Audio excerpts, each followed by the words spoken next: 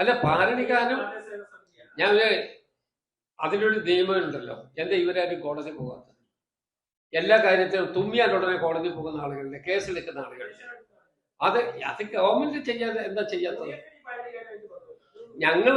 ഞങ്ങൾ ആ പാലടി ഗാനം കിട്ടിയാൽ ഞങ്ങളത് വെക്കും, ഞങ്ങളത് ആസ്വദിക്കുകയും ചെയ്യും. ഞങ്ങൾ ആസ്വദിക്കും, ഒരു തർക്കവും വേണ്ട. കാരണം അത് അതിൻ്റെതായ രൂപത്തിൽ വരട്ടെ. പക്ഷേ അല്ല, അങ്ങനെ UDF വേണ്ടിയുള്ള പ്രിൻസ് പബ്ലിഷിംഗ് ആർക്കാണെന്നുള്ള ചോദ്യമല്ലേ എന്നോട് ചോദിക്കുന്നത്. അത് ഞങ്ങൾ തോക്കേണ്ട കാര്യമില്ലല്ലോ.